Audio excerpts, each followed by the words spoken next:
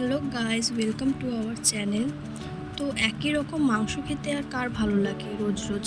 তাই আজকে মাকে বললাম একটু অন্যরকম বানাও। তাই মা আজকে ট্রাই করবে ধনিয়া চিকেন। তাই প্রথমে মাংসটাকে ধুয়ে তার মধ্যে নুন আর একটু লেবুর রস মাখিয়ে রেখে দিল রেস্টে। এরপর পেঁয়াজগুলো দিয়ে ভালো করে চপ করে নিল। চপ করে নেওয়ার পর মিক্সার গ্রাইন্ডারে ধনিয়া পাতা, আদা, রসুন, কাঁচা লঙ্কা দিয়ে ভালো একটা পেস্ট করে নিল। নেওয়ার পর গ্যাসে কড়াই বসিয়ে দিয়ে তার মধ্যে তেল দিল। তেলটা গরম হলে তার মধ্যে আলু ছেড়ে দেবে। আলু দেওয়ার পরে একটু হলুদ আর নুন দিয়ে ভালো করে আলুগুলো লাল লাল হওয়া পর্যন্ত ভেজে নিল। আলুগুলো লাল লাল হওয়ার পরে তুলে নিল। তুলে নেওয়ার পর সেই তেলের মধ্যেই জিরে, শুকনো লঙ্কা আর তেজপাতা দিয়ে আর গোটা গরম মশলা দিয়ে একটু ভালো করে ভেজে নিতে হবে।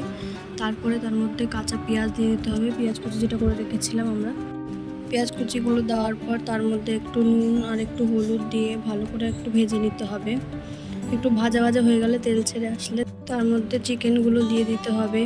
এবার চিকেনগুলো দিয়ে একটু ভালো করে চিকেনগুলো কষিয়ে নিতে হবে ওই পেঁয়াজের রসে কিছুক্ষণ কষানোর পর তার মধ্যে যে আমরা পেস্টটা করে রেখেছিলাম ধনিয়া পাতা, সেটা দিয়ে দিতে হবে। পেস্টটা দেওয়ার পর তার মধ্যে টমেটো কুচি দিয়ে দিলাম, দিয়ে ভালো করে একটু কষাতে হবে। এবার ঢাকনা দিয়ে ঢেকে দেবো। প্রায় 10 মিনিট মতো হয়ে গেছে কষানোর পর এর মধ্যে আলু দিয়ে দিলাম।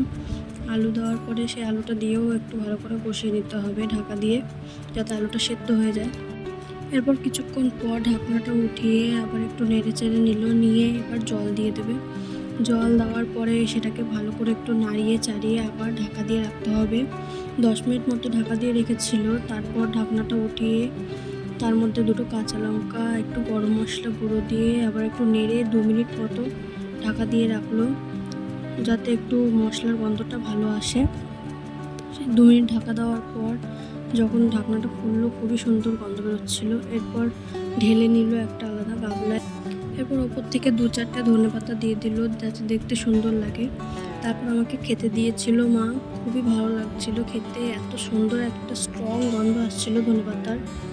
যারা একরকম চিকেন খেতে চাও না, তারা ট্রাই করে দেখতে পারো।